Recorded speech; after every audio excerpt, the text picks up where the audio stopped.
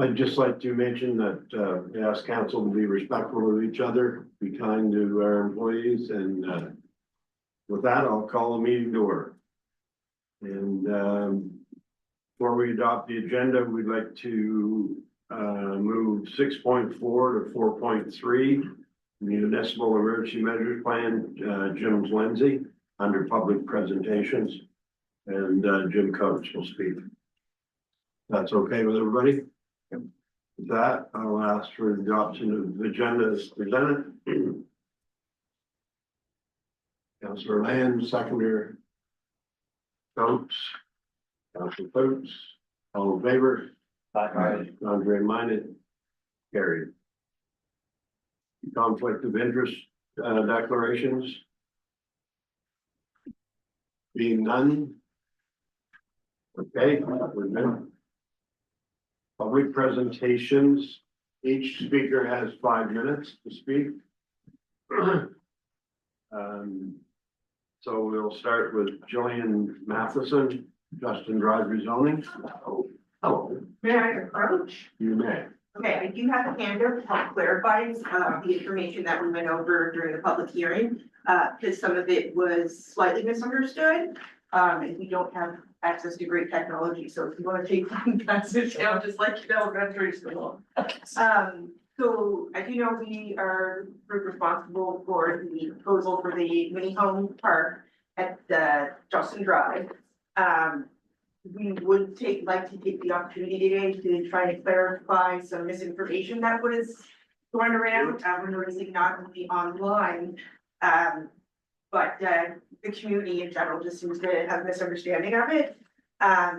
We do want to emphasize we are not using Justin Drive as a permanent second access. It is a emergency second access only. So if you look in the little parcel that I gave you, you can see where the green mark is. We're actually going to be installing a gate system there. So the goal is not to run traffic down and around through Justin Drive. The traffic will be directed down the one street of the mini home park. However, in order to have the emergency equipment safely get to the park, we will be using a gate system with a punch code. Planning told us to use a padlock, but we don't feel a padlock system. That's what they do in review, but we didn't feel that was an appropriate safety measure in case of an evacuation. We feel that would be ideal if the residents had access to a punch code. So if there was an emergency in the middle of the night, people could evacuate appropriately. So the goal is not to use Justin Drive as a permanent second access. It is an emergency access only. Yeah, furthermore, in my little parcel there, we do want to reiterate that this parcel was zoned R2 up until 2022 when the amalgamation took place. And at that time, we were then converted to rural area, which no longer permits the mini home community, which we have been working towards since approximately 2016. So all we're asking for as part of the rezoning is to have the zoning back that we originally had. And pretty much, yeah, we do want to reiterate that the creation of this park will give us access to having 48 relatively affordable units on 60 acres of land. And that basically it doesn't cost the municipality much because you're not paying for the roads. The sewer system is private, the garbage collection is private. But at the end of the day, the municipality is getting the benefit of having 48 affordable home units tax revenue, but without the cost of the sewage, the water, the maintenance, the trash, that all falls under the umbrella of the corporation that's going to be running it, which is us. Right. And the other thing that I do want to address, people tend to have this misunderstanding that many home communities drop property values around them. CMHC has many studies where they say the exact opposite. They do not cause a decline in property values, and that many homes do not depreciate like people tend to believe. We created Cross Creek Mini Home Park in 2000, and the same home that we put in there in 2006, it for about $60,000, currently is listed at $250,000. So what people see as the traditional mini home or trailer in a trailer park, that is a longstanding misinterpretation of manufactured homes.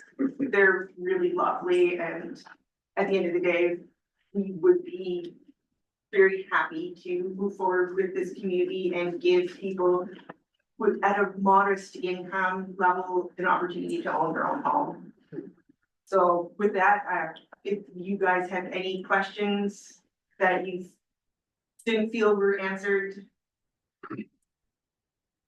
The council have a question? Coach? Thank you for clarifying that. Thank you. issue. Yeah, Because that thank you was- very much. Perfect, I thank you. appreciate that. Thank you. Okay, the next presenter, Micah Party, Friends of Fundy, Elmo Visitor Welcome Center. Hi there, thanks for allowing myself to speak on behalf of Friends of Fundy. So in 2024, the municipality partnered with the Friends of Fundy on a portion of the operation with the Alma Visitor Welcome Center, which is located in the back end space of the Alma Cultural Center. And that partnership was a contribution of $7,500 towards the staffing of that, which was equivalent to minimum wage for 35 hours a week. Friends of Fundy topped that off, and we employed a local individual for 20 weeks at $20 an hour, and that individual then ran and oversaw and worked in the Visitor Welcome Center. This year, after last season, we were having conversations with the previous CEO that this was the hoped for plan as well to do for 2025, the 2025 season. And we understand that that actually didn't make any budget conversation. So I don't even believe council had a chance to even review it. So we are asking this year that council would consider waiving 4 months of the rental fee for the Alma Visitor Welcoming Center, which would total $2,400. So it would be half the contribution of what it was previous. And we would be considering that an in-kind support, the Alma Visitor Center, and Friends of Fundy would top off the rest to ensure that the center was open for June until the end of September. The Visitor Welcome Center, we partner also with the municipality around training for the employees at the Visitor Welcome Center that's located in Hillsborough. We do some training on JPrep, which is a huge focus on the natural and cultural assets of the region, as well as Driftscape, which is a wayfinding tool that one of the first interactions at Visitor Welcoming Centers. And the Driftscape identifies other local businesses, galleries, museums, and organizations throughout Fundy Albert. So having that interface with guests is really important to help them navigate and find other places to visit when they're here for some of our iconic attractions. That's what I'll pause just to see if there are any questions at this point around that. So just for clarity, Micah, so by waiving, what you're asking council is to waive 4 months of rent for that space, and in return, Friends of Fundy would provide a resource for. We'll open the Visitor Welcome Okay. Center. Yeah, and we will hire and staff the individual that will run it. And how long would they be employed for?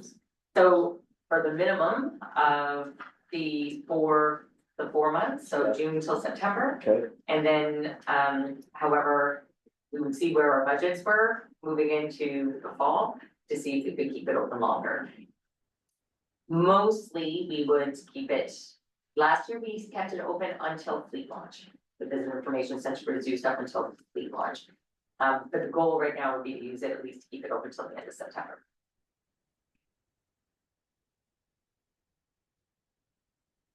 And what do you currently pay per month right now for rent?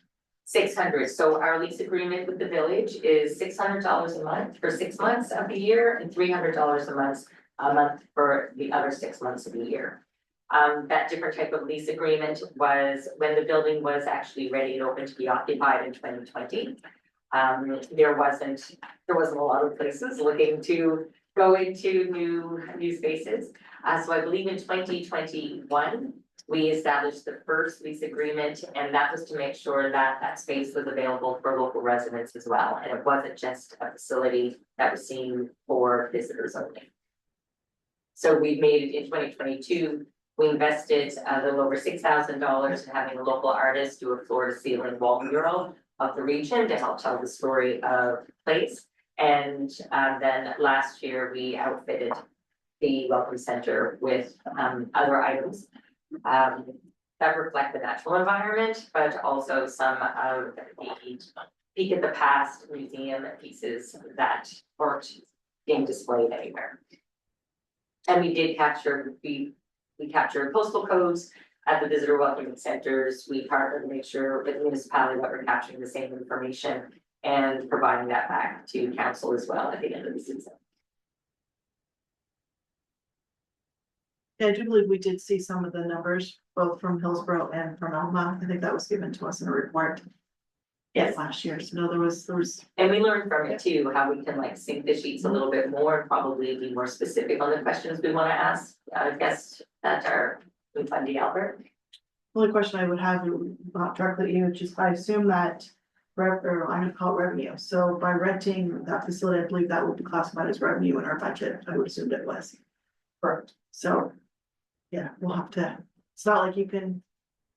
Yeah, that might be a difficult one, but interesting concept, sure. And I don't know, I'd have to go back without doing the research, to look back to see what we budgeted for students for the summer. Was this student included in our budget proposal?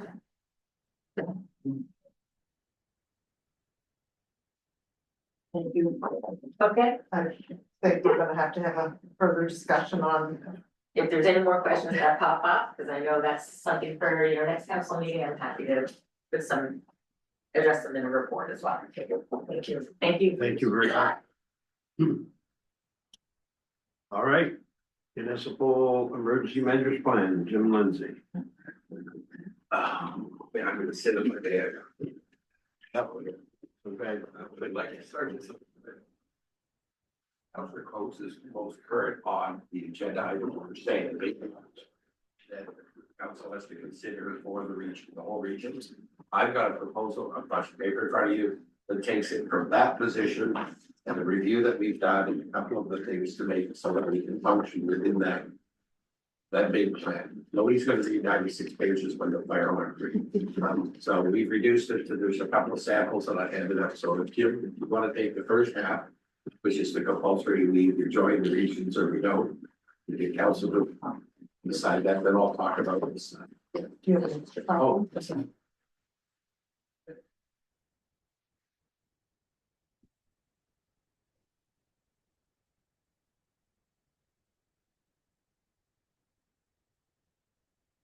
you want me to cover it? I can do both. go ahead. So, I didn't have a chance to. okay, the quick history was the two fire chiefs in Riverview and Moncton came up with the idea through regional planning or regional emergency measures. Just come up with a standard document, which is your 96 pages, which covers everything you can imagine about emergency planning. How to, why to, when to, and there's a lot of stuff in that document that really doesn't apply to Fundy Albert anywhere there. But it's just a platform document that we can all use. We used to call that in the business, it's in the library. So in the emergency procedures room, when occupational health breaks loose, it's on the wall, it's your library copy, when in doubt, look. But no one's gonna read 96 pages and go through it from when the fire's going.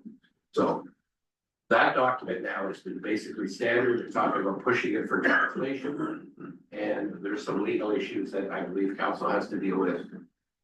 Getting our lawyer to approve that because it is, you're signing a mutual aid, so we can share resources when things go crazy.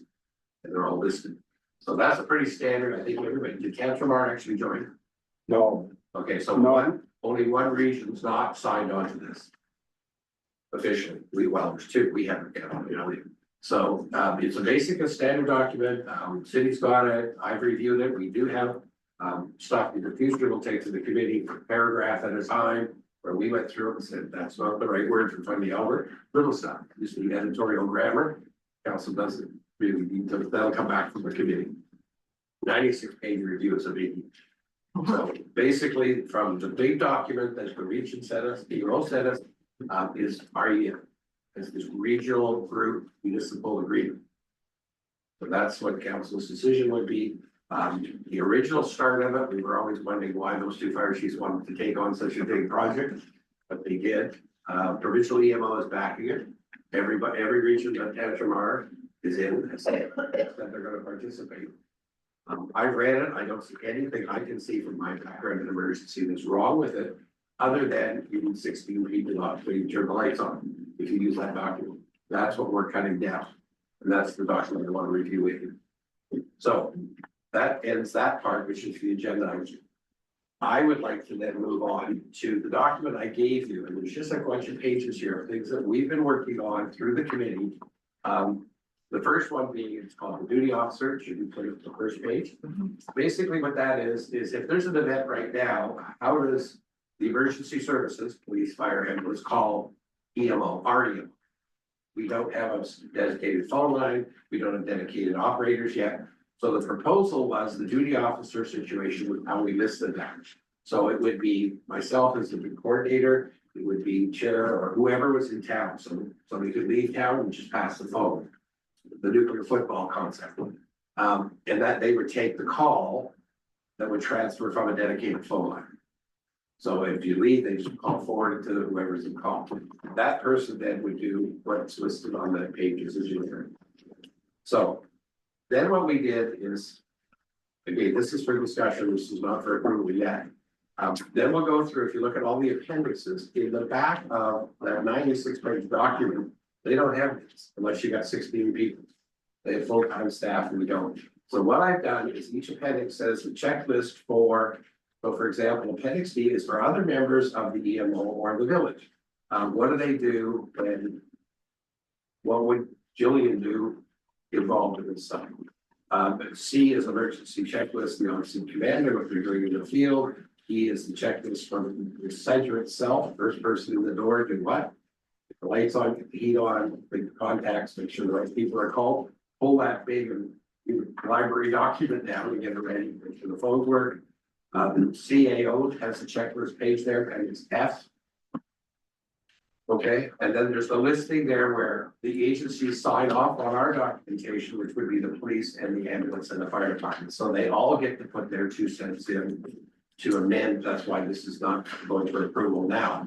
This is all then if you would have. So fire departments treat them as like a run card. When the fire alarm goes off and the fire is at the Safeway grocery store, on the way out the door, they pull a run card to the Safeway.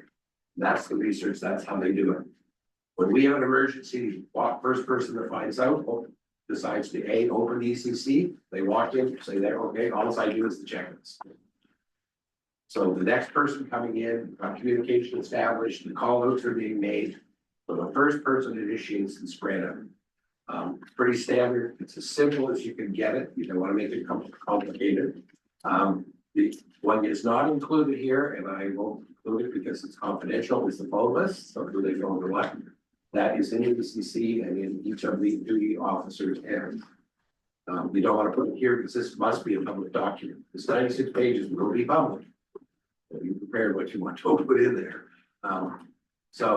That's basically where we're at with EMO. We went through a couple of things. If you go to the very last pages, there was a draft outline for warning centers.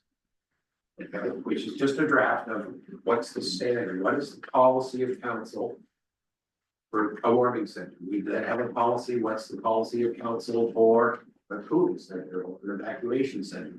And those things would just come out in a similar form like that. That the committee will review, bring it to council and say, this is what we recommend. This is just a sample. The last page though, we've tried, and this was someone got us. In normal purchasing programs, you have what we call a standing offer in government. It's a fixed price. You call the guy, that's his rate. You know the rate coming in, he's on the list. We had everybody, all the contractors love this idea. That if the fire chief called him direct, this is the guaranteed price he's gonna charge us in emergency. Then the issue became they have to be insured. And we lost every one of them.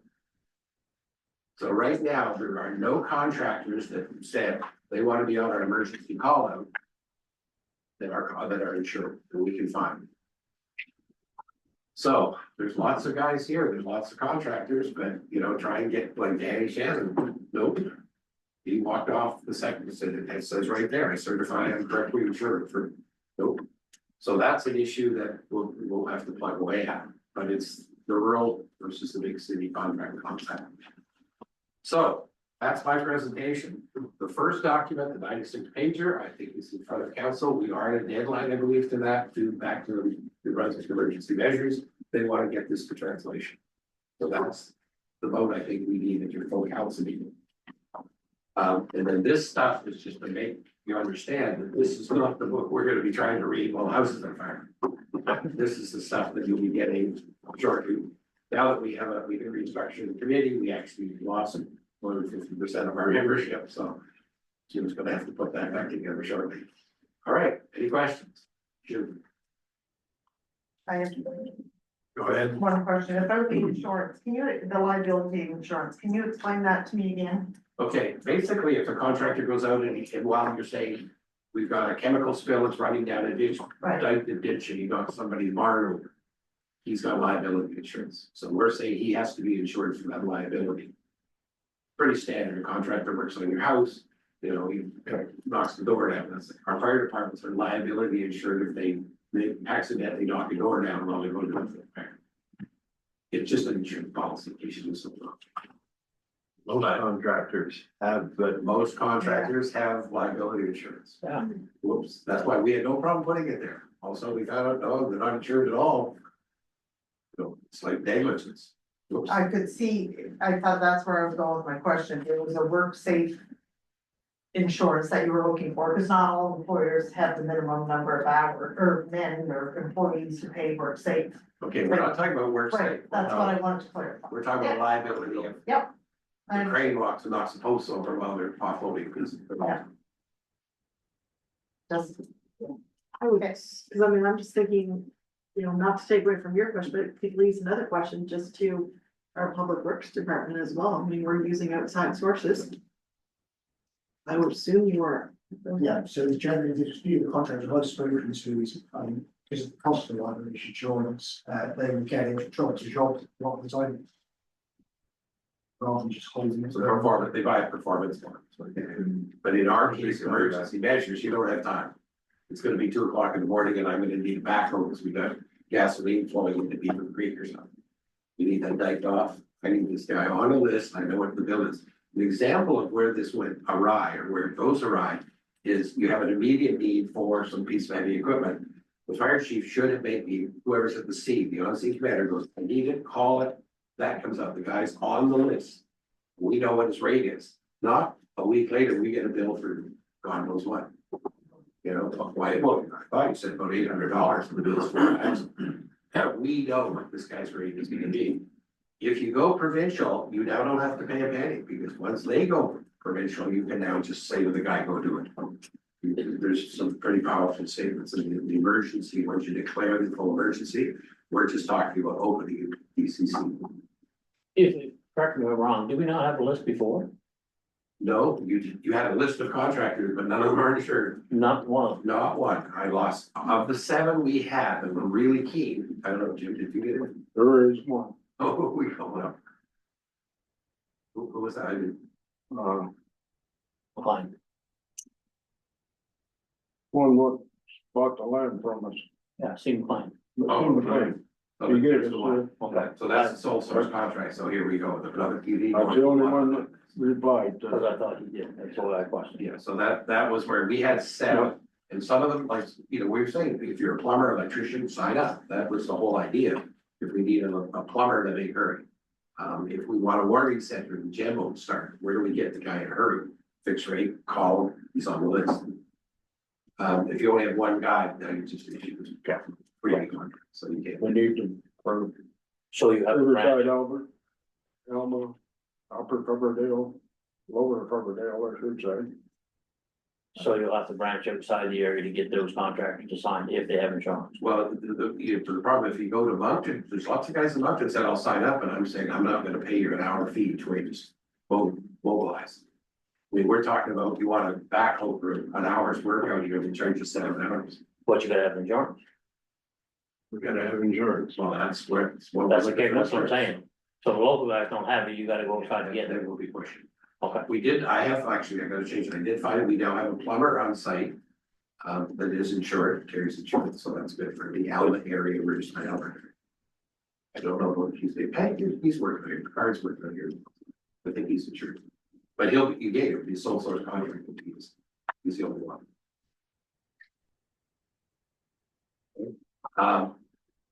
Yeah, That's interesting. yeah, quick hit. So, I don't know if you're a copy of the last, committee meeting. I don't know if you handed it on or minutes that the CEO wrote. Most of the stuff in that is now complete. I have it on, but we need a committee to present it to. I really don't want to bore this committee with all of the research we've been doing, 96 pages of edits. That's a committee review short, bring back to council. But I have copies if anyone wants to see what the little items. Thank you, Jim. Anyways, EMO municipal emergency plan is completed. And it will be presented on June the third at the regular council meeting. Oh, yeah. Council must pass the Emergency Measures Act or we're not covered on it. We are allowed to add to policies or appendix onto that will work in Fundy Albert, that may work in Moncton or Riverview or Kodiak or whatever. Now, on the last page that we were given out about second last page, I should say, on comfort. There are some place I can't find it, they're not so companies. On June the 16th. EMO and Red Cross are planning a comfort center workshop. Site will be determined from 9 AM to 3 PM. Lunch will be provided, just as 2 members of council should attend. That's what EMO is saying, should have at least 2 people to the thing. I've already signed up for it. Jim has done a lot of work through this, so he's been a great leader. He's got all the qualifications he needs to know. And another thing, EMO would like to see mayors and all council complete 402 ICS, which is in command. And I believe, Jim, you are allowed to put that on. I don't have to put it on, I just give you a phone number, you never, this is what you get, it's a pure computer course. Yeah. Basic incident command, it will tell you what the guy out there is doing, so all our fire chiefs are certified to do this. It gives you their structure and all those acronyms that the government loves to use, so you understand what all the FAA and all that stuff is. So I could certainly organize that with, all you do, you get a number, you dial it up. You get a number, you go to the website, put in your number, from Buddy Albert, you're good to go. I think there's 7 sessions in this, I forget how many I did.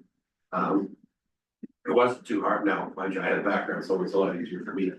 Because a lot of the acronyms are the same, but it takes probably 6 hours over a couple of weeks. Once you get that though, you're now talking the same language as everybody else in EMO in the province. Yeah, all acronyms become standard. A site manager's a site manager, a site coordinator's a site, it's, you know what they do. So I can certainly arrange that, but what we need is, we have no committee to even carry it.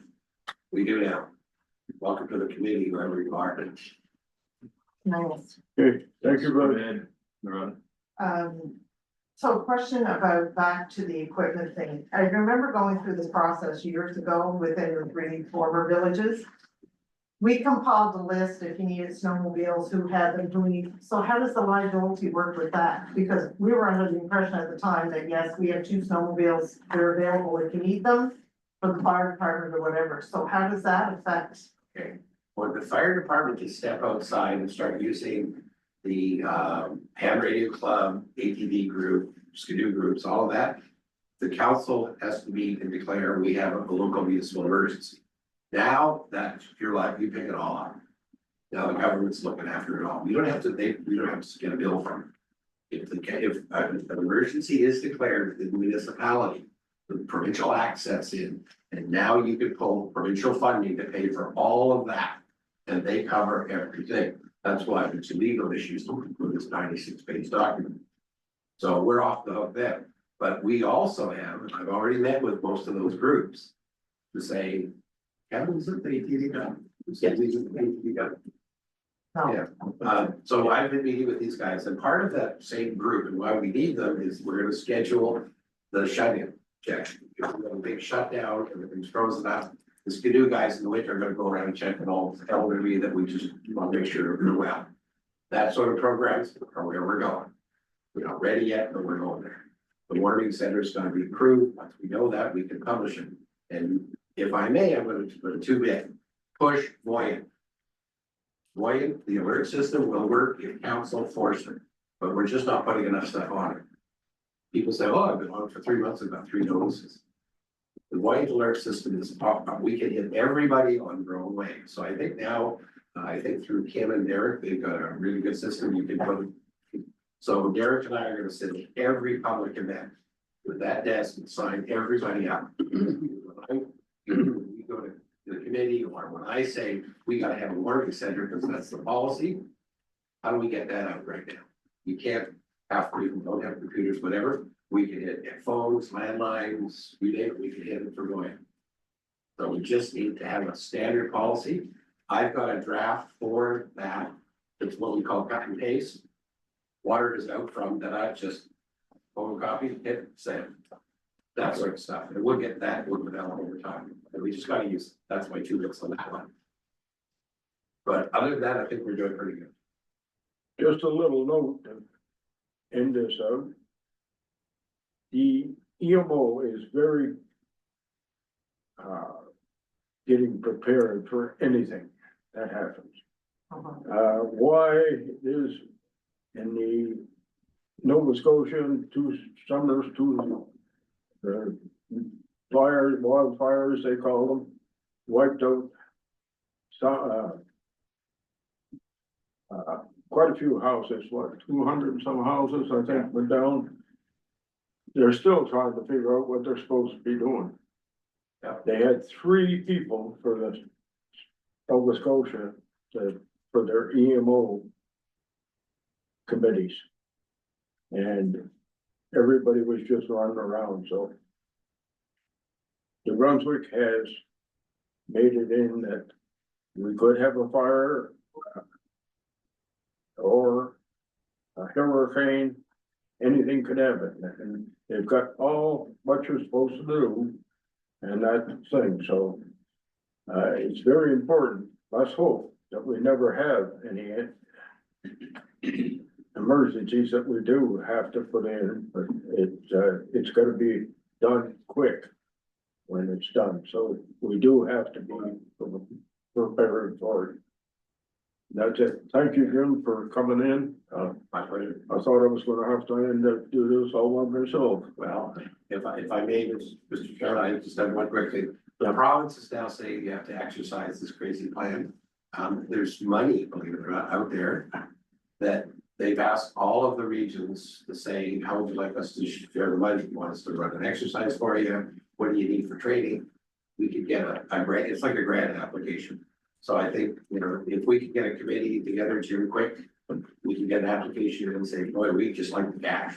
But I don't know what we'll get. It's basically a grant. Yes, absolutely, sir. Just one thing. Go ahead, Mr. Under warming centers locations for Hillsborough, Aquinas is actually the one in Center for Hillsborough. The former village of Hillsborough has a written agreement with them. Yeah. Yeah. Yeah, It's fine. yeah, this is just the policy of, you know, for more, it's mainly for the staff. The staff know that the policy of council says that if it's this cold, things without power for this long, those centers will open. It's crap, if you get there, they should be gens where the heat on, a side note to that, one of the concerns we had was cots. Can't have enough chairs in those centers. The Red Cross sell them, Transport Canada said, how many do you want for free? It's my background. So I think we could pick up a box of those military cots, maybe 20 of them, and spray them around region just in case. Stuff like that. Where do we put them is your next question. I won't go there tonight. We'll find a place. That's our next. We will help find a place. No further questions. Thank you very much. Yes. And just, to our staff, we better check on our contractors that we're using locally, make sure we got a copy of their contractor insurance. Because we could be a problem. Please. Okay, I'd like to thank our presenters. Thank you very much. And, yeah. Information items, development activity report, plan 360 for March. I don't have anything to really speak on that. It's just a new way of Plan 360 sending reports on what's been happening with development permits in Fundy Albert. So I'll include this as information items going forward in your council package. Will they be sending that monthly? Yes. Is that the plan? That's the plan, yeah. And we also still receive the building permit information as well. Because when you drive around, there seems to be lots of buildings going on, whether it's big buildings, little buildings. Well, we look at 2025 year to date, we're 2,847,000 versus 1,635,000 last year. So, or I guess, I'm sorry, 809,000 last year. We're moving forward. Okay. Maritime bylaw enforcement services report. The only thing new that happened today was, since I submitted or shared the report with you, is 2 more Form 4s have been sent to the province, to the land registry folks. So. Update on assessment, freeze for 2026. I believe Councilor Wood Russell wanted me to include that, so I'm not sure if you want. Yeah, to I'll speak talk to it. about that in my comments. Your comments, okay. Can I ask a question? It said, it identified in there that we should be corresponding with our local MLA. Have we, from the Village of Fundy Albert, corresponded with that? I have not, no.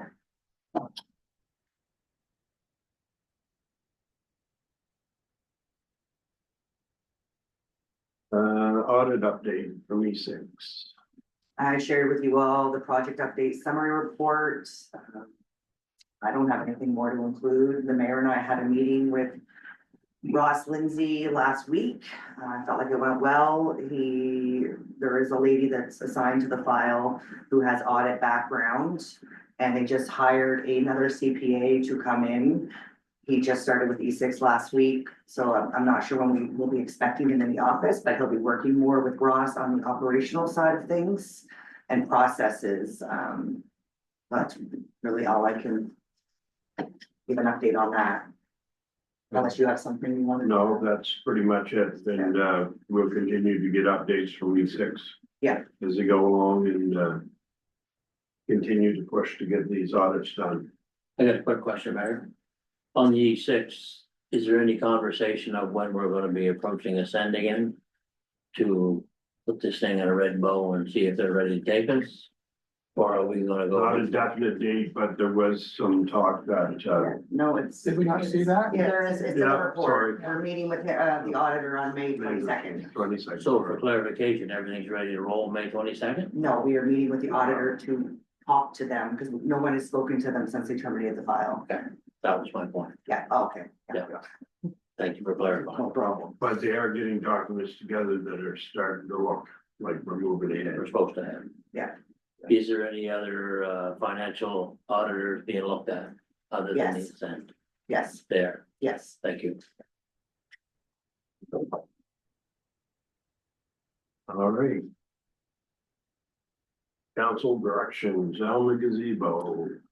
All right, so I'll speak to that. So, your council report form for the Alma Gazebo proposals. The total budget was $24,514 been allocated for the replacement of the Alma Gazebo. Requests for proposals were distributed or sent out and resulted in 3 submissions.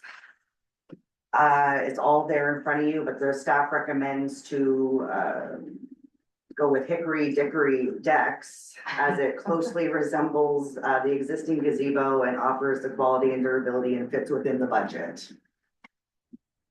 Anybody has any questions? I'm sure Mr. Barrett and I can try to answer them. No, I have a couple of questions. Okay. Go ahead. So in the response from Hickory Dickory Decks, it talks about the engineered helical piles.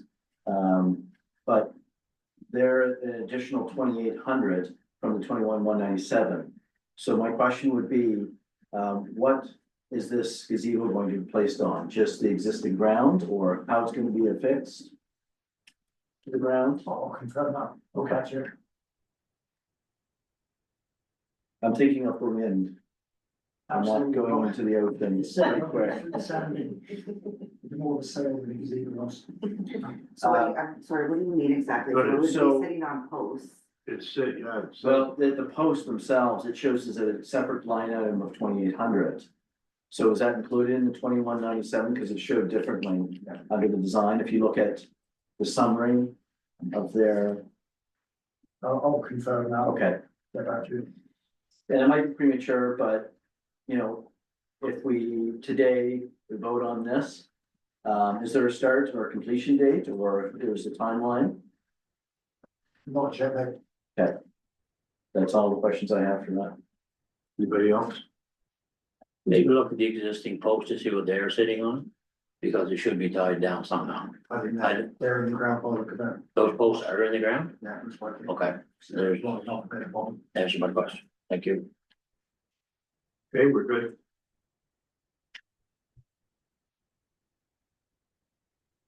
Now the snow removal contract. All right, so the snow removal contract for roads in the community of Alma, held by DS Butland, has reached its initial expiration date as of April 30th, 2025. The original contract for snow removal began on November 1st, 2021. The agreement also includes a clause granting DS Butland the first right of refusal to extend the contract for an additional 2 years.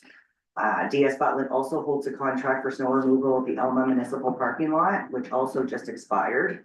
And he has showed, or he wishes to extend the snow removal contract for 2 years, including the parking lot contract under the existing terms. So it is recommended for council to approve a 2-year extension. And this would honor the right of first refusal, maintain service continuity and consistent with the approved 2025 budget. Hey? Anybody good with that? Questions?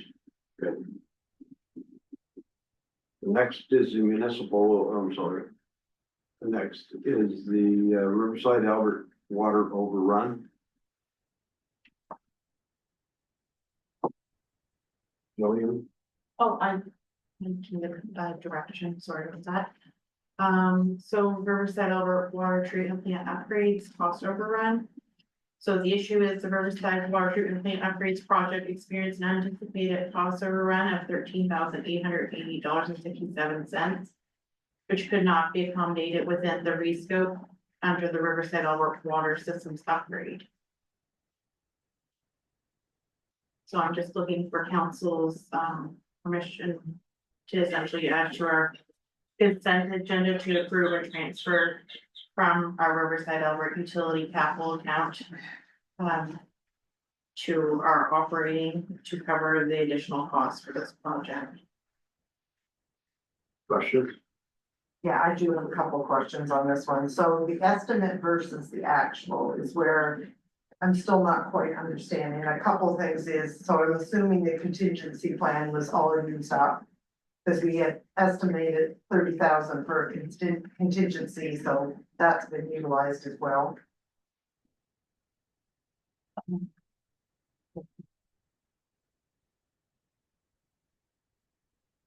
These are my questions, and I totally understand you may not have the answers right now, but you can get back to me. And at the bottom, it says transfer of 11918 leftover funds minus copay. Yep. That's under the estimate, but not under the actual. Because we had taken those pieces out of the actual and added them to the rescope. So basically, items that we didn't have funds to complete. We created a rescope with leftover funds from the water systems upgrade and put them in. The stuff from the water treatment to the water systems upgrade, so they're still able to complete it, just reported under a different project. Okay, and out of that, we're still over budget by the 13,000. Yeah. And I don't believe that this has come to our attention before now, that I'm aware of. I couldn't find it, but I think it's imperative that we become aware of this, because I think I brought my concerns up that we're already in a negative balance in our water and utility, so. I mean, I do understand we do have the money in a GIC, although this wasn't part of what we were gonna spend it on for this particular project. Or we would have cashed it in, when we cashed in the other one, so, I mean, I'm assuming at this point we have no choice but to transfer money or use up our water and utility fund, but I think it's important to keep us abreast of when we're at an overage and something's not, the project is going over budget, we need to become aware of it. Because it looks like I said, we've used up the contingency plan, so based on this, I'm kind of thinking we were over a little bit more than 13,000 because the contingency plan was used in total because that's, so I'm thinking we were actually over a little bit more than 13 because we've used up all the contingency plan. That's how I'm reading it, but maybe I'm not reading it correctly, so I don't know if anybody can add to that, but that's how I'm reading it. Because their contingency is what, for me, you save till the end, if you're over for any reason, that would cover the 30, but we use that. Plus, we're still over the 13,000 is how I'm reading it. So again, I think it's important just to keep us up to date on the projects and know when we're over or there's additional bills coming out. I can definitely review it, it may just be the way it's displayed. And with the tender overage as well that comes after the contingency listed. But I can definitely revamp how that is shown and to explain it better. That'd be great. Thank you. I do have a couple questions. A couple of things, I look at it opposite to Councilor Elderkin, I look at that. It hasn't been used yet, because really we should be Rose notified of what, there is that rainy day fund there, and if we should be notified of what that would have been used for. But I do see like a lot of the actual project costs are well above the estimate. Like in the electrical from 110 to 161, there's huge numbers there that should have been brought to somebody's attention. Because if I'm not mistaken, this is an older project, right? This project's been ongoing for quite some time. So, that's interesting. So I guess, I'm not sure how this actually happened and if there was somebody notified of this over expense or overrun. It'd be interesting to know when this actually was brought to somebody's attention. And I guess the other question how do you plan, how does Riverside or how does Funny Albert plan to reimburse this money? Like, I mean, $14,000 is a large number. So with 250 houses, like, I mean, we've got to have a plan of how we can bring that money back up to par at some point. And that's why I said, I do recognize that we do have the money in a GIC, although I don't think it was set aside for this particular project. Or we would have cashed it in when we cashed in the 35. May I speak, Mr. Mayor? Go ahead. The GIC itself, there was a resolution of council that passed to cash that out last winter. Correct, yep, that 35,000, but not the additional 13. Correct. So right, so that's what I'm saying, if we hadn't known there was an overage that what this money was going to, we would have cashed more in at the time to cover the deficit that we're in. That's the complete GIC amount, though. There was no. Right.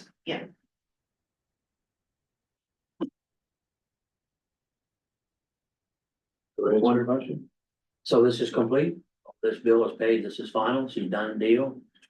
I'm working with the engineers to complete the final completion reports. Send those off to RDC. Once that has been completed. Another note, I guess it's further down in my treasurer's report, is I want to connect a resolution of council to send this bridge venture. So the $40,000 you see here listed under the MCBE, which is the capital borrowing board debenture. So I'll apply for that 40,000, that 40,000 will come back in our account. For the project, this is it, there's no more Correct. bills coming towards us, this will wrap it up complete. Everything's done. That's Everything my that's question. listed here, there's still portions being moved to a different project, so the Riverside Alberta Water Systems upgrade is not completed. Because we're using the leftover funds in there to complete some items on the wish list, as well as items that couldn't be completed under this. Inside that bill, Correct, okay, that's what I want to clarify, thank you. you're very welcome. Okay, we good? Any other questions? No. Okay, department reports, legislative services. Yeah, so just to, I guess, hit some highlights on the report, there's been no changes in regards to the community grants program until the audit's completed. Building permits, we have 6 building permits issued in April, valuing 3.2 million. Some new funding or the funding updates for the month, I did reach out to the Enabling Accessibility Fund in the library, should hear from them late spring. Something new is the Community Investment Fund. I did apply for $1,000 to assist with Footloose and Fund Albert. That's with the Participation Initiative that's taking place through Fund Albert the month of June. The Fire Smart program, there has been a press release that there's going to be provincial and federal funding to help develop a wildfire resiliency plan. So I am working with them on, I guess, the steps that we need to take. The Fund Albert signage, Hanson Signs is now working with the post company and assessing the area. So hopefully you'll see a welcome to Fund Albert sign here very soon. The Artisan Village huts, I think last month I had advised that there was 5 huts confirmed for the upcoming season. However, one of those renters did back out. So we have two empty huts that are currently advertised for rent. The Alma incubator space, there is 1 tenant not returning, which I've advised you guys before, I guess. The space is currently advertised for rent as well. The Riverside Albert office, there is a lease agreement in place. The Riverside Albert land, the lease is in place.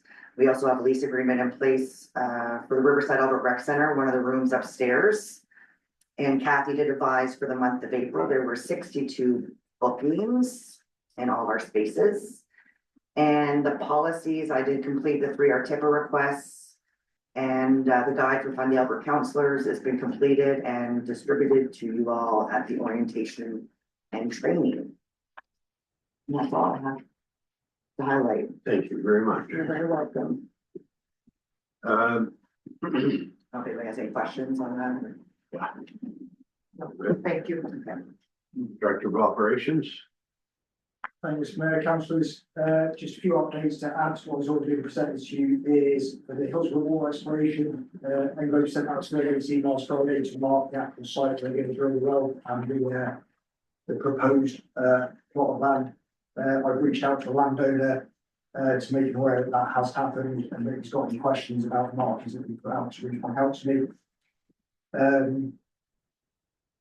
I've got some feedback from the patch and padding contracts for Alma Riverside Albert and Browns Paving. They're looking at starting in 3 to 4 weeks' time. They have had some delays due to their asphalt ground breaking down last week, but they're hoping to get back on track now with some better weather. And schools that are going to be doing the Academy Street and patch on Mill Street in Hillsborough. They've got a patch in the 3rd to the 4th of June. And DTI will be looking at doing their patching potholes around Hillsborough by the middle of July. A couple of other things that come up since the report was submitted is the bridge in Alma where the sidewalk is collapsing. I had our team look at that today. It looks like it's collapsing because it's been washed out underneath. I've passed this on to DTI as well to get them to come out and look at the bridge to ensure there's no further damage to the actual road surface as well. I'm waiting to hear back from them. Those are the key updates from myself. In terms of water, have you got any updates on the water? I think it's like I believe. We're still looking for a leak. We've determined that it's, from the hydrant on Bicentennial up is solid and good. We're going to move over to Water Street tomorrow and start digging there, valve. And, I was telling Ian, I'm about ready to hire a medium and go to the Hopewell Hill Cemetery and see if I can channel some energy to the poor old fellows that put that line in, because it is in clay, like, it is just the worst possible digging you could ever possibly imagine.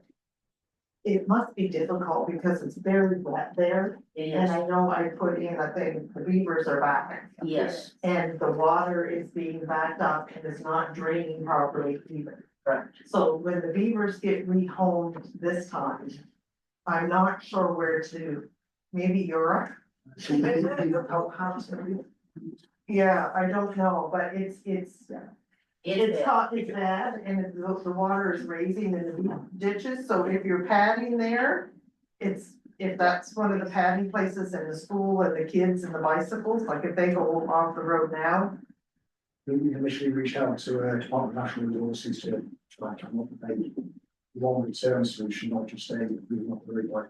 Correct. So maybe they could not return, would be my suggestion, somehow. And Hill probably hired a guy years ago to do the same thing. Yeah. He fixed our problem.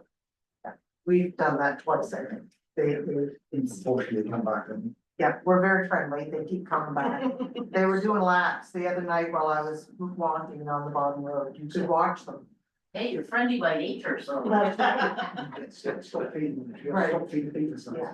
In all seriousness, though, we have the right equipment now, we've got a good size hoe that can do some fast digging. You know, we're throwing that energy there to try and get this thing resolved, because we've got a number of other things, in the water departments we really need to get addressed. But thanks for giving us the okay to get proper equipment in and get the job done. Awesome. Any other questions about any other parts of the world? Yeah, I've got a few questions. Go ahead. There was mention of DTI, and I might not have heard it, but the work for DTI on the roads that are not in the former villages. Do we know when they'll start for the 114, the 910, the 915? Patching, padding? No, Not this. okay, all right, I can try and reach out and ask that question. okay. We got that. If I may, we have a meeting with DTI this week, so Yes. we'll have some updates by Some then. information. The lighting upgrades for the Elm Activity Center, is there any status update on that? I tried reaching out to the contractors today, left them a message, I've not had a response yet. Okay. Please let us know if you do. Yep.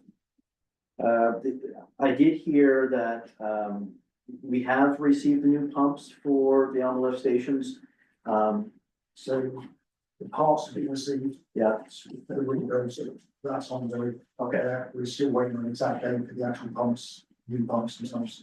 And do we know if there would be a disruption in service while those are installed, or? No, there's 2 pumps in each station, so it's just a matter of dropping the new one in, take them out, we should be good. Okay. My last question, actually, two-part question, is the letters that did go out to the residents for the Elm Water project, did that go to all residents within the Shenectady Estates, or was it specific residents to get a It good was idea? specific residents, Anglo sent me they see a map with all the ones that they want to look at properly. Okay. So we sent out letters to all those people there. I have had some other people approach me that are aware of the study, So I thought we can then the level as well, see if anybody were happy to include them. Okay. My last question, and it might not be specific to Ian, but is there any update on any type of public update for the Alma Water project for the residents within Alma? We will plan a meeting and get there very shortly. Okay. That's all the questions I had. Thank you. I got a couple questions to the bank. Thank you for getting the brush pushed back at the dump site in Hillsborough. I was in today, I looked, and that's a lot tidier than it was. Thank you for that. Is the water level in Hillsborough staying up to par as we speak? I noticed that the laundromat is online again. And is there any spikes in it? Is everything working all right with them so far? Yeah, so the water level in the reservoir is fine. The guys are getting much better at monitoring that together with the rainfall, obviously over the weekend. We had a discussion last week about making sure this tops up and keeps up. In terms of the laundromat, there has been a couple of noticeable kind of monitoring spikes as such on the usage. But we tied in with them and asked them for their schedule so we can just check against it to make sure that yeah, everything's stable what it should be as per the agreement. Okay, perfect, thank you. To the pool. I see the concrete was cut, Yes, so that must be fixed. yes. Great, thank you. I also seen in our packet stuff goes from the Greensboro Water Project. So when they're having their meetings and putting that plan together, you must be involved in that also, I take it? So we got involved when I first spoke about it, as funny how it being officially recognised as a stakeholder, that was round about the point where the 90% plan was being submitted by Anglo. So not Anglo were our engineers, but they've been contracted by Department of Environment to do that design. When I spoke to Anglo last week, they are just waiting for the Department of Environment to come back with comments on that 90% drawings. That's the point where I've said myself, Heather as well, we want to sit down and make sure that that kind of fits Okay, with what's going on in the future. so she's part of the conversation also? Great. Just in the future, when we take this over, it'd be nice to know what they're doing in the process to get there. Yep. And that way we get the background on it. No, absolutely. Appreciate that. Also, Golf Club Road. Anybody reach out to see if the money's still there? Is everything still go? The contractor's still on site? On site, I mean? Contract, I'm not sure of the contract, we'd have to reach out the envelope unless you can answer So that. the contractor, yes, last time I spoke to them, probably about a week ago, they were still on board. So the year is finished, bang, bang, bang, this thing can happen going forward. So we have up to 2 years, we have till 2028 to do it, No, it's good, that's what I wanna know. Yeah, which hopefully it won't get to be 2028, but. Yeah. And then I emailed them back and saying, well, here's the estimate from the tender that took place last September. I don't know if I have to go back there to retender. I'm not sure what Englobe. The conversation I've had is, as long as the contractor is content, Then it it's can move forward as it is. The last conversation I had with them last week with the contractor was, they just went on and get started. Well, they explained to them the issues behind it, and no doubt we'll get another call this week, asking the same question. So I did send an email to the MO gentleman and with the tender package, with the recommendation from Englobe on to proceed with whatever company it was at X dollars. And said, so this will be approved. I'm very black and white, but anyway, I haven't heard back from him. So stay tuned. Also, if I may, in, on that golf club project, all there is cement barriers, in. There's no reflective stuff at night. Can we get some signs that are at Public Works and put up there, because if somebody comes over that knoll that doesn't know. As where the concrete, Yeah, you got the concrete things, I noticed one's pushed over. So we probably, some reflective stuff could help there. Cause if it's nighttime, they're not gonna see it, you know, the local people will, but then you yeah. never lose it, I was right? probably saying. Just for safety, We've had some stuff there in the past, needs to be yes, moved. yes. I would ask about. Any word on the tenders coming out for Graybrooke? I've seen them down there 2 or 3 times with the white hats and discussions. So, no, their last comments were very much, they were looking to get it put out this month. However, with the discussions that we had from there down last month, we're looking at, they need to come to us with a plan. How we provide continuous water to the village. Once we've seen that plan, they've had to adjust theirs, that's the point that they'll probably have to stand it. So if that's delayed, yeah, I'm not sure what inside. I did reach out to the project manager at DCI, and I've advised it's highly likely that we want a public update delivered to council and the community as and when they get a good idea of what it is they're doing. One question, if you can answer, I know I can. Can they tap that water line live rather than shutting it down? Because I heard the possibility they might shut it down. And you're gonna upset residents, so if you can tap into that live line and bring the water across on a temporary line, is that doable? I don't know, Heather's here, I don't know if she can answer that. I think it's best that we let the engineers bring a couple of plans to us. And then we make the decision on which is the best route for us. Is I that don't- possible? I don't wanna turn it down, anything's possible, That's what I was thinking. dollars and cents, I have dollars and cents in my hands. I know the discussion we had was when they looked where the valves were, Yeah. it was like 700 meters temporary on to do it. So it's we see what plan we come up with. So they might want to put it down us rather than do it themselves. Yeah, our ask is that water continues to flow uninterrupted.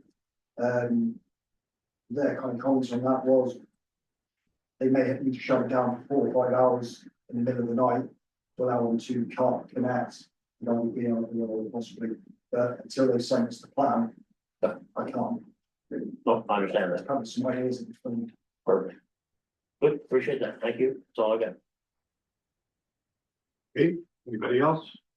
Thank you very much, Ian. And we'll move on to financial services. Joey, please. Great, so a little audit update from the treasurer point of view. So it's progressing well on what the working papers that we are working on. I've not only just sent the general operating, I've actually added another 3 or 4 companies that are for the CPA to review. And we're hoping to tap into the additional CPA to help speed up the process of those reviews. Once we've completed those reviews, adjustments and final trial balances, we will incorporate them into a financial statement. So instead of having the auditor do the financial statements, we ourselves are going to create the document and then have them audited. Is our current plan. And also that portions of 2024 audit have already been completed with the completion expected shortly after the 2023 audit wraps up. So there are a few different testings we've been doing, and it actually had to incorporate the 2024, so it actually helps speed up some of that process.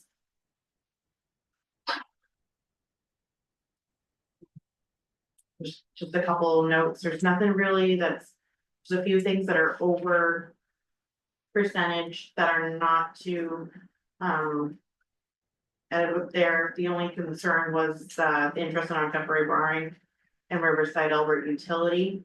Currently our bank is, now that we have stopped withdrawing loans from that loan, they're now charging us principal along with interest. So I have reached out with them and we're gonna start an application process that will go in to revert back to interest only once we proceed our audited financial statements. My plan is to be able to cover this overage is when we get our refund for the debentures that we'll be applying for in the next coming months.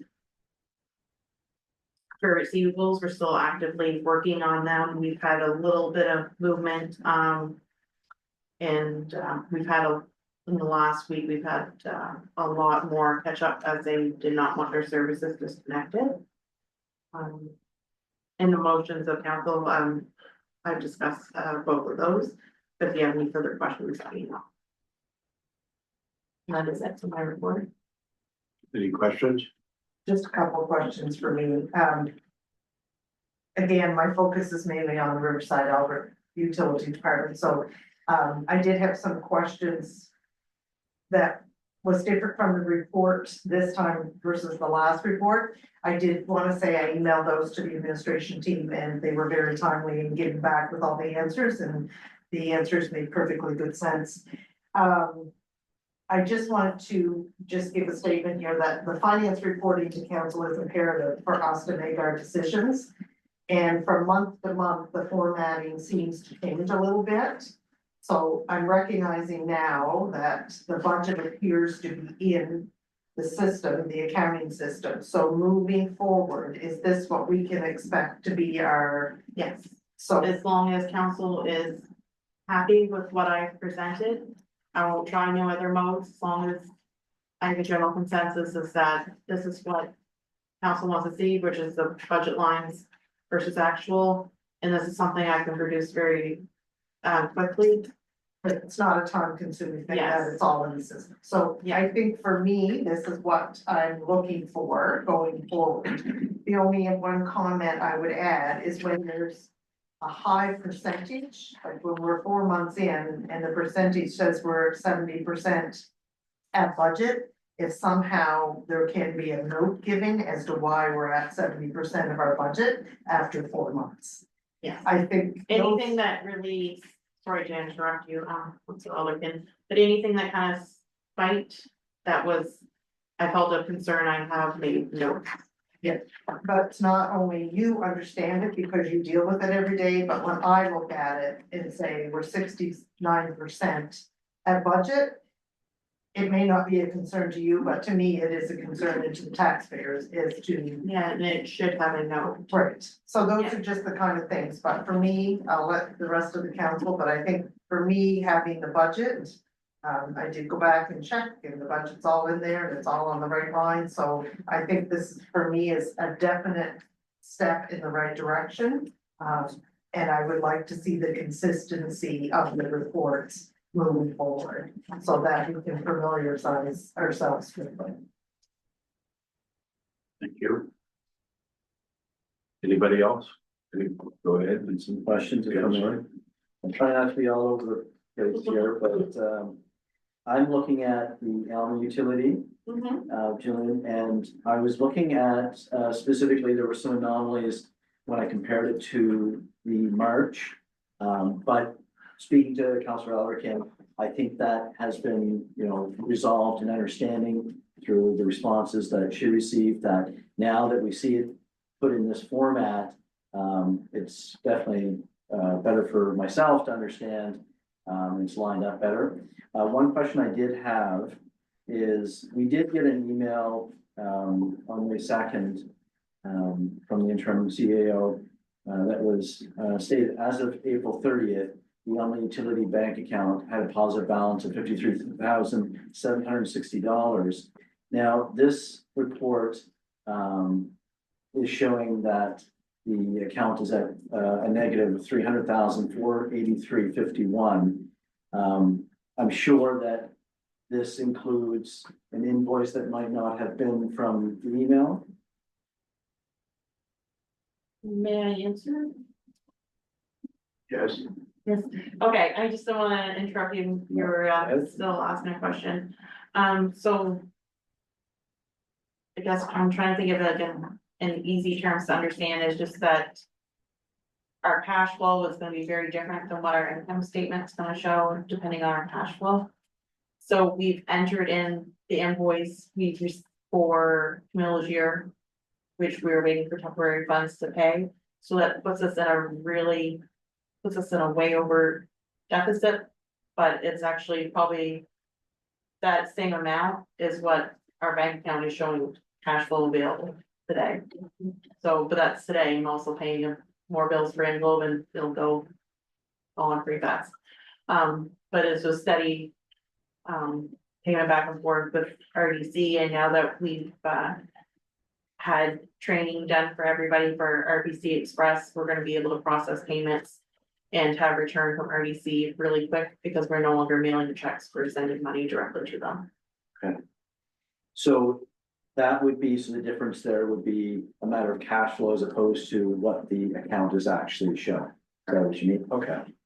So would you say then that we are, with that recent invoice from Camille Legier, we're at a negative of $300,483, not necessarily as cash flow, but in the account itself? And then, again, in accounting terms, we're kind of in a deficit, but once we receive money from that and pay that, yeah, once we have the remittance from RDC, once we were able to submit payment for that invoice from Camille this year, we'll have a nice surplus in that account. And you did say before that this will change frequently, so. Yeah, it's already appreciate changed that.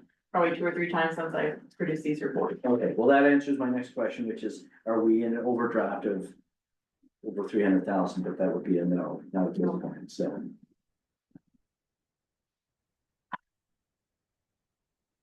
The only other thing, that I had a question about is, if we had a status from that invoice, I guess that's more directed at the, in terms of the in terms of, your report, there was just one line item here for, notes for the fighting force, other. Yeah. It shows that it's over target due to annual expenses such as WorkSafe NV, Andrew McDonald insurance paid in the first quarter. Is that because of new members within the fire departments, or is that just something that was higher than the budgeted amount? It's an annual payment, so when those annual payments come through, it kind of really shoots our expenses up really high, but those are, Long time. yeah, and so really what's left to be spent is very minimal in those accounts, and we usually little bits, pieces, I can give a better breakdown idea, if needed. Oh, no, that's okay. I was just wondering a little bit more context to that.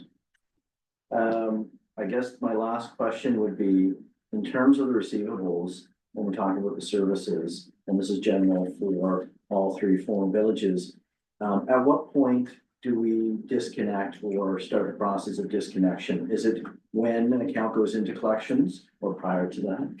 So usually once they go over 2 quarters, then we start with our disconnection warnings and work up to if we have no payment arrangement made or no payments made, we automatically go to the disconnection notice. And from there, they're disconnected.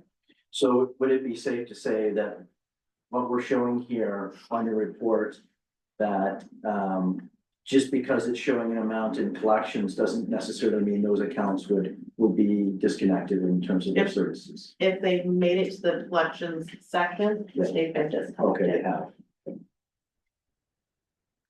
One last question, and then I'm done with that. In terms of process, if an account, a resident, a business, was to have additional units added, for their service, is there a process in place where we would notify them prior to start charging additional units for the services? I know last year we've done an evaluation of some that was brought on from the water committee. But a letter is sent to them along with it. If they have any questions, they're to reach back to us. That's all I have. Thank you so much, Lloyd. Appreciate it. Anyone else? Go ahead, Counselor. Just to clarify, for the overdraft, I know that we approved them a few months ago, but can you just confirm what the overdraft is for Alma and Albert and for the utility? So Alma Utility has a $50,000 overdraft. And Riverside Albert has a $100,000 overdraft. So how does because the account right now is saying it's 300,000. See, there's bills that are entered that haven't been paid, that's what the difference is, so. Had we paid that Camille this year invoice, this is of around 400,000, our bank account would have gone on 400,000. But where we reported it, but we haven't made the payment on it. So if on our balance sheet, would show that we have a higher liability right now that offsets that. Does that make sense? Yeah, I think this isn't accurate. I mean, it's accurate, but I want to see what today's numbers are. So if we still owe Legier that big invoice, right? Is that big invoice in here? Cause it is in there. It would be part of the capital investment line item. I think part of the puzzle that we don't see here is our accounts payable. right? So invoices come in, they're entered. Right, but not paid, so they become on our accounts payable until they're paid. So that's one of the things we don't ever see is, as of today, how many bills need to be paid. That's part of what we don't see in this puzzle of cash flow versus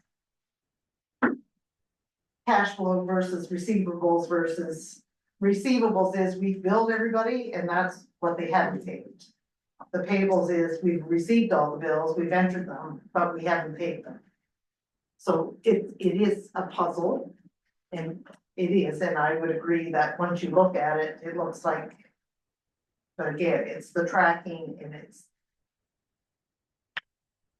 So what I understand is that when we're looking at the utility for Alma, that minus 483.51 is actually representing cash flow and liability and not, it's not separating that. So I think that's where the confusion is.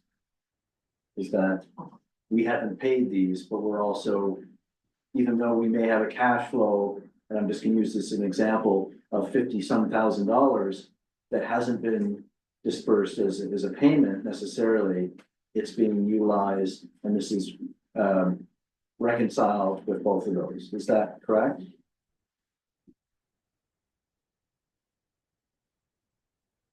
Well, I think the best way, like, I think Loretta had the best explanation is that. You know, your portions of your balance sheet, so this is your income statement, in your balance sheet would show you what's in your bank, what your receivables are. It would show your liabilities, so what you owe out, so this is. Your income statement essentially shows your budget versus your actual, what you budgeted, what has been billed and what has been spent. It doesn't essentially show your cash flow. like, I think for me, and it may be, we have to set up a further discussion, maybe with the CAO and the treasurer and the three counselors with the utility budgets. That. Because I think it is complex. In the real world, we wouldn't even be looking at the general operating cash thing. We would have a bank account for the Riverside, Albert Water and Utility. The bills come in, we pay the bills out of that account and it's done. That's not the case that we're in at this moment in time, which is the complex issue that we're having. So even though it's in there, it's still coming out of a different account and it's. No, it would still come out of the same, there's a special bank account for each utility. Right, but if they only have a $50,000 overdraft, we can't write a $400,000 check unless there's $500,000 in it. So that's what I'm saying, there's more complexities to it, and I think it warrants a bigger conversation for everybody to understand. That would be my suggestion. If I may jump in, if you've got a bill for $450,000 in this budget, right? Mhm. And you're not in your overdraft, you've got a surplus of $100,000. Right, because you're only $300,000 behind. Yeah, there's, like I said, we have without the overdraft. I think today when I checked it, this is not taking in effect any outstanding checks, but we do have over 200,000 in that account. That's what we're looking for. Because when you put out the negative 300, it doesn't look normal. There's gotta be money in behind, right, to balance these numbers out, because that check has never been. That bill has never been paid, correct? Correct. So maybe I can, in the process of working through these processes with E6, we can create a cash flow statement that can accompany these income statements to help clear up some of those, questions. And also, when you pay a bill of the utility, it comes out of their account, correct? There's no GO money crossing lines here, there's nothing, everything is clean cut. Everything, I can't do it unless there's a ministerial order and a resolution of council. Got it. So any bills. Currently, we're working with our BC to be able to allow us to pay from more accounts than GO. So we currently have one payment that we wanna make to Englobe. But until we have our BC add on that extra, capability, we're going to take money from, the plan is to take money from Alma Utility, put it in GO, pay that bill, so it's basically an in and out for them. But our goal is to help. That's what I. There's little pieces we have to add onto our DC Express, as we go to be able to have the ability to do different things. As of right now, we're just set up for certain, Okay, that's what I was asking, because I didn't know Yeah. those. Everything should be coming on the utility side, right? correct, Checks, the whole works, and then when you do your balances, bang, bang, bang, Yeah. it's all right there. But if you gotta go to GO, you're making another entry and crossing lines for me, right? Because it's two different things. yeah, well, that's when you. You can create an interfund, but all it does is muddy the water, so unless you have to, I don't like to do it, and I wouldn't recommend doing it. But you should do, because if it's coming out of GO, you should show it as coming out and in. To give a track record for us, especially if it's coming out of utility. You mean if I'm paying a bill for a utility at a GO? Yes, Oh, okay, no, I'm talking about something completely different. okay, But, no, that's a very, very rare occurrence, and that requires the resolution of council. And a ministerial order from this public board to be able to do that capability. thank you. Anyone else? Thank you, Jillian. Appreciate it. Mayor and council statements and inquiries. Start with Mr. Coates. Counselor. Heather, thank you very much for the, agenda for the DTI meeting, but where is it? 61 Academy. That's it. Councilor Land. Well, I had some questions for the director of operations, you answered, it was great, thank you, man. Councilor Jonah. Nothing to report, thank you. Alderman. Yeah, I got a few things here tonight, some of the things we've already covered, but attended the monthly firemen's meeting. Good discussion continues with regards to the need for equipment to keep our community safe in the future. Thank you to the Kiwanis members for providing a great breakfast. I hope it was well attended and profitable for them. They always do a great job. I attended the Harvey Hall AGM with Councillor Darden. There's some great work happening there, and I look forward to seeing what accomplishments they will have for 2025. Participation preparation is still underway for the month of June, and I would encourage and challenge my fellow councillors and staff in Fundy Albert to not only sign up for the challenge, but to also share the information with your constituents. And I will be following up with each of you. Information can be found on the Fundy Albert Facebook page and Connect in Albert County. You're going to see some messages coming out soon because part of Lower Coverdale, when they register, in different places, even down in Germantown, when their postal code goes in, Germantown went to Harvey, New Brunswick, and Lower Coverdale, ours is going to Salisbury. So that may be why they're always winning. We're helping. Right. So we're working on that. You're gonna see postal codes for them to use. That if you're in this area, use a certain postal code so that they get highlighted.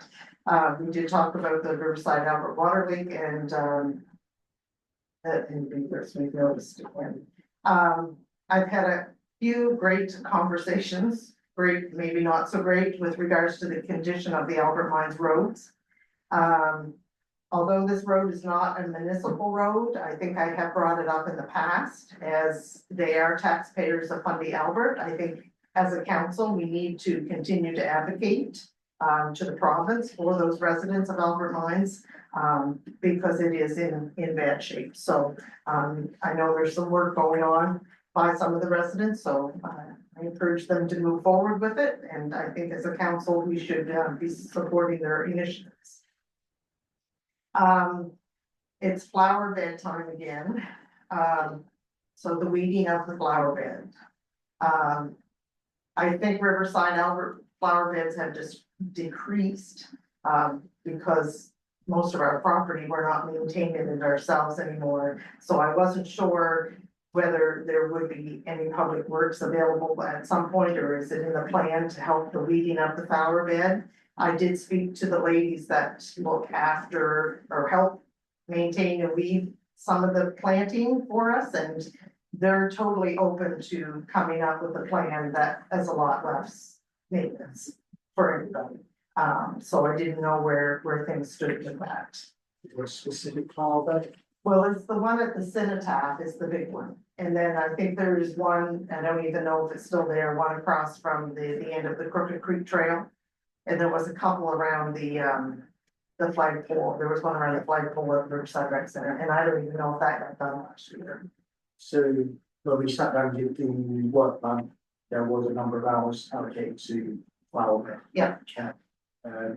So I think we've eliminated a lot of them because Lindsay has, at Crooked Creek Convenience, has agreed to look after her own. We don't look after the village office, the former village office anymore. And the property across the road at the Route 114 and 915, we don't even own, so we're probably not gonna plant flowers in it this year. Assuming. Yeah, so it's on the work plan, we've got, I said, we've got a public works now that we've launched to really start out the start date, and we should be getting a student, starting there. Next Monday. Yep. Over the next 10 weeks, so it's definitely a bit more attention paid specific to, well, they're there, we're going to say our down. Right. And I already had some conversation with Mike about the Parkers and Albert as well, about how, you know, it's a team effort of the groups and us. Maybe us do some of the heavier lifting, it's really help out the first meeting. So has flowers already been ordered or not yet? We're kind of waiting for. We've had all the baskets and that sent, all the hanging baskets and that, been sent down to work grounds. Yeah. I don't know, you get thumbs up there with it. But not flowers that are to be planted. Okay, so we really should be coming up with it. Okay, But if you're sending any details from that, just to help us out with that, that would be appreciated. okay, My first. first year doing this. The only other thing I'd like to report is that I've had some great conversations with London Tourism. They have, so if it's okay, I'd like to share a few things that they have going on because they've been very active. The past weeks have been very busy with the locator map 2025 arriving on May the 13th. Members were able to pick up their bundles of maps on May 15th, and they were unable to have their maps delivered over the past few days. There's a few more places to receive their maps within Fundy Albert. As well, maps will be bundled into the post office boxes and mailed out to the provincial information centers throughout the province. It should be noted that even the businesses who are not members of the Fundy Tourism will receive maps to distribute to the visitors. Because it's very important to them to have all the guests to be well informed. They had an education session in May 14th. Roads to See, and the participants were treated to a lively information workshop. So there was enough members and participants to hold 2 workshops. Tomorrow, Wednesday, May 21st, they will be holding their first President's Breakfast, which is reaching out to a lot of the organizations in Fundy Albert to share what their goals and mandates are and what their accomplishments and what their issues are moving forward. The Fundy Tourism Active is being represented by the president for 25-26 Fellows Sutherland. Victoria Day weekend typically marks the beginning of the summer season for tourism in Fundy Albert. Most businesses were open despite the dreary weather.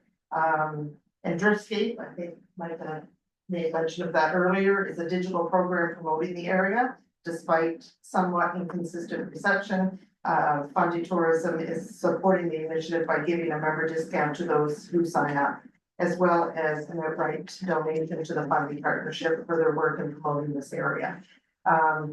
That while they are solidly behind the importance of the paper map for most visitors, we recognize there are all kinds of tourists who prefer a variety of information formats. So just to highlight, the Albert Fundy Tourism has a lot going on, and they're big promoters of our area still and continue to be, so. That's it for me. Thank you very much. Councilor Ward Russell. Thank you, Mayor. Just a couple of quick things here. So this week actually is known as National Public Works Week. So I'd like to acknowledge and thank our Public Works team as not acknowledge them today, but every day. But this is a special week for them. So thank you very much for your continued service. I did attend a special meeting on behalf of the mayor with UMNB last Saturday.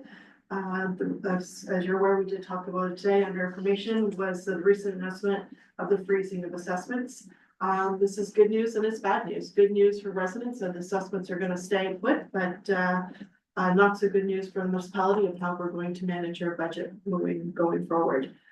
So I do believe that this current council needs to have in-depth conversations of how this impact is going to impact us. Via infrastructure or hiring of staff, budgets, all of the above. So I would suggest a separate conversation in the very near future of us developing what that list might actually look like. And UMB is looking for a letter that this would be sent to them on. So I know that they are continuing negotiations and talks with the province, but Fundy Albert needs to be on the radar for the province of how this impact is going to show its strength to Fundy Albert. So I encourage us to continue that conversation moving forward. As Councillor Coates did mention, we are scheduled to have a meeting with DTI this coming Friday at 10 o'clock. The main purpose of this is to talk about non-municipal roads that DTI do service and maintain. So looking forward to getting update on them or with them for some of these other areas of interest. Thank you. Thank you.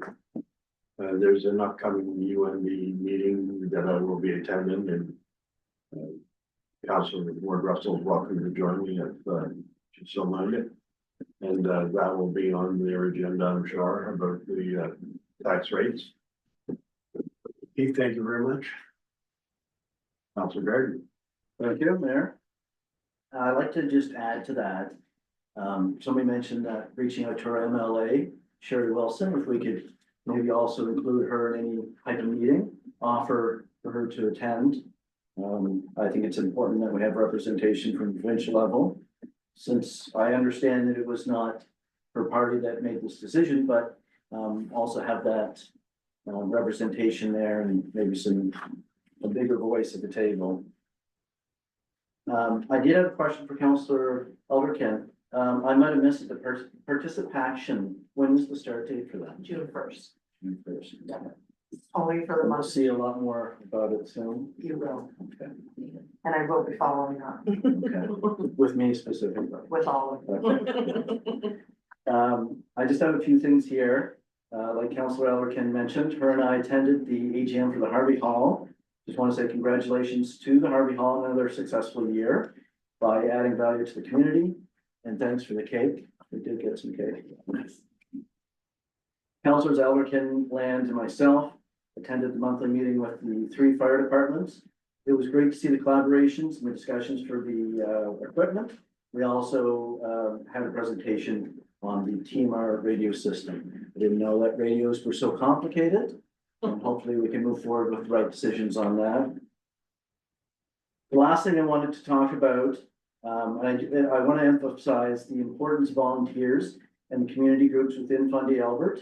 The engagement and dedication of these folks serves to strengthen collaboration, adds significant value, and contributes to an overall positive atmosphere within our great community. We as elected council need to continue to recognize these individuals and empower them through support and resources. With that said, the Alma Garden stewards have graciously offered to volunteer their time towards the maintenance and overall beautification of Ward 1. They have developed a plan which requests minimal resources, and I must say those resources have already been established within the current 2025 budget, and collaborated labor from the village's public works team. I therefore ask if the Director of Operations could review and consider the plan, as well as consider reaching out to the main contact for the Alma Garden stewards for further discussions and collaboration. Thank you, sir. Okay, thank you. I'll send that through. Myself, I'm 20 days in since I was sworn in. I'm trying every day to learn and catch up. I'd like to thank Kim for her direct answers and support. I like the way you answer questions. I attended the announcement at the Fundy Parkway about 25% off. I got to shake hands with the premier, put my business card in her hand and ask her for a chance to have a meeting so we can try and work together for the betterment of Fundy Albert. And alongside of her was her tourism minister, who I was pushing the same message on, and I will be following up with those people. I'm not one to stop quick. I haven't got an answer, and it's almost 4 days, so somebody better call me back soon. No, I'll be on them. We attended, as a council, we attended the 2 breakfasts, the fire department's breakfast in Alma and the Kiwanis breakfast in Hillsborough, and I think that was a great way to show that we are a council that's working together and able to support local things. So we'll give you a better update probably next time, but we're continuing to push forward. I realize I'm asking the staff a lot of questions, and some of the things I see, I would like to see change, so we'll work on doing some of that. And our staff, I believe, with it being public service week, we may be able to do a little something on Friday that will fill their bellies. We're working towards that, so. Right, Councillor Land? No problem, most definitely. Thank you, sir. So that's pretty much all I have.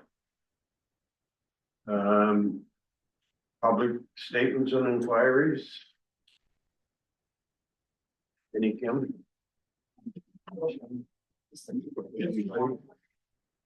Okay, your hand went up first, Susan. I just don't know, is this building a municipal property? I just saw it in the public works plan for Yeah. the foundation. Yes. I didn't know that. Sir, Observations that hopefully will help. If you can get back to your other auditor, your original. With the body of knowledge that they have. You have great leverage if they show resistance to picking up the file again. That leverage is something that they've sent you on a path to perform. You're performing that path. It is their duty to accept that you have now completed that path and come back to serve you by performing the audit. Rather than getting a new auditor and training that auditor, it should save you time and money. I hope that the pipe in the ground for the new water project in Alma, that pipe is being hydro tested or air tested to make sure there aren't future leaks. If that's not a specification in a books contract for the contractor, I'd say it's sufficient. You may be faced with a change order from the contractor if you ask him to do that now and he didn't bid on it. So beware of that. But I think hydro testing is key to success for all of your utilities underground. The EMO events where you need a contractor and that contractor may not have insurance, where I come from, they have what they call project policies or incident policies. You go to the insurance market and you're looking for somebody to say, write you a policy for an event. It may or may not take place, but then whoever responds to that event, they cover it. And it can be a rider to the village policy. And if it's paid for by the province because of this emergency, then there's no harm, no foul. But project policy is commonplace for projects. But you want to have contractors that may not be able to bring the insurance you're looking for. For your gazebo, I think that it's important that you understand that the storms coming up, funding out, the funding, Bay of Funding are getting fiercer, stronger, need uplift on that gazebo so it doesn't get picked up by a storm. Post-tech, I think, is a good idea. Otherwise, you might need to put a concrete dead man there. In my review of the proposals, I did not see that except for one proposal. Post-tech. The well levels. John Hart is probably one of the best hydrogeologists in all of New Brunswick. When he came to my house, we looked over his provincial geological maps. The water bearing structure that you're tapped into for the existing well in Alma and the new well in Alma is all under Chignecto Bay Estates. Too many straws in there can affect the private wells. I recommend, Ian, that you approach everybody in Chignecto Bay Estates to test the water level there. When the Alma water well was fired up a few years ago, Murray Long's house, which used to be Jeff's house, suffered greatly. Gary Hoadley's house suffered greatly because a mud lens was opened up. Ken Kelly's house and Alan Pittman's house. Their wells were affected when they fired up the existing well. So I would recommend, Ian, that you have everybody in Chignecto Bay Estates, because you don't know where those dips and strikes are in the formations. You don't know which are water bearing and which are not. For the Greensboro that you might inherit, I would recommend that you calculate mobilization costs for your inheritance of that project. Because that can go a long way to offsetting your body of knowledge on that. I understood the surprise on the Riverside Albert Water project of the cost overruns. A proper project delivery strategy and contracting plan can insulate you from that. I suspect that that is not being employed by Envelope on your behalf. You can have unit prices for the possibilities of extra excavation or extra concrete, and you get the contractor to bid it at a competitive rate in the beginning of the project, and it doesn't come in as a total cost bill later, where they were maybe perhaps inefficient and the price was not higher than it should have been. Because that's non-competitive once you're in the project. You're bidding the project, you want competitive prices, you go all the way through the project, and a good project delivery strategy, contracting plan will insulate you from that. Lastly, hot taps are commonplace.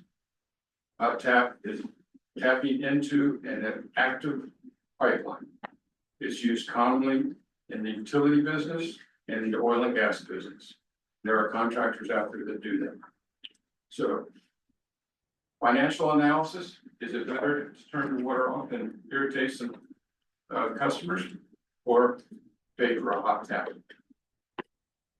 Thank you, sir. Thank you very much.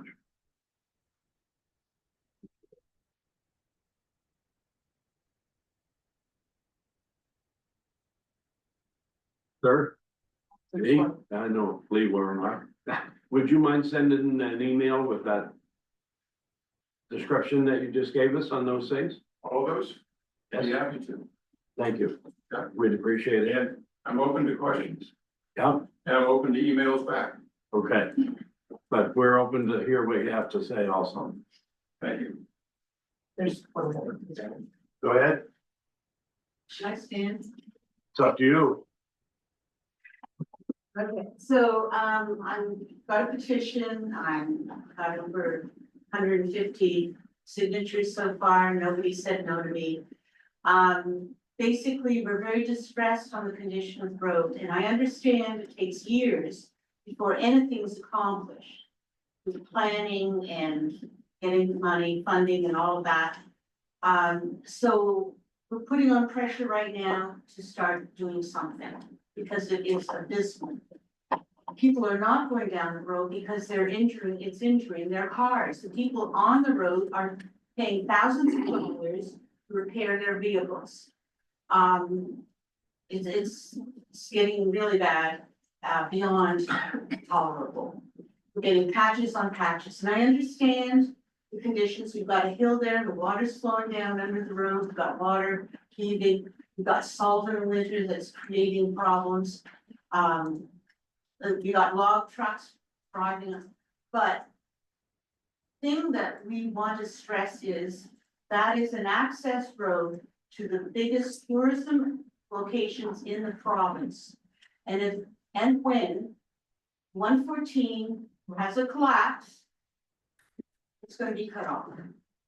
So I really stress the importance of this, and maybe it's a federal thing. I'm gonna send this petition to Sherry, but also I'm gonna send it to Rob Moore. Because it's part of the 114, that's what I understand, it is a secondary road, but the importance of the access to these locations is crucial. Thank you very much. Questions? And, Just for the record, she is talking about the alkaline. I know what you're talking about. Oh, okay, I forgot. Now, you didn't have to. And just, it is high on the list of with our meeting with DTI this week. Thank you. We understand the importance and the danger that it is to drive through Albert Mines, so. We're with you. Now, what we get done, that's another story, but we will work on it. Anybody else? I just, like, if you're meeting with TTI and Sherry and all that, I'd like to bring up the mess that the cutting of the trees under the hydro lines are making. And I know we've talked about that and their plan is to clean it up later. But the tourists are here and they're all wondering what is going on because it doesn't appear to be happening anywhere else in the province, this style of cutting the trees halfway up and leaving it in the ditches, so, and I don't know. But if their conversation is that they'll clean it up before the heavy tourism season, it's pretty much here. That's what we have been told from NB Power, that once they complete the cutting to Alma, then they're gonna return and start to chip and clean up all the ditches. You started on the Albert Mines Road. Cleaning it up, Yeah. yeah, and they're still cutting, they're still cutting down in Germantown and along the back road, we call it the 114 from Shortcut Road to Alma. They're still working on that. So, we can't make a phone call and ask where they are and what their time is. But, we were told that it would be before the big tourist, which I assume in their mind is July. If you're meeting with TTI, because there's a lot of mess in the ditches, so. Yeah. They're gonna end up having to come and. Clean it up. Okay, duly noted. Thank you. Anybody else? And with that, we'll have a motion to move into a closed session. Loretta, secondary votes. I'd like to thank everybody that came out tonight and showed interest in what we're doing, and we appreciate it. Oh.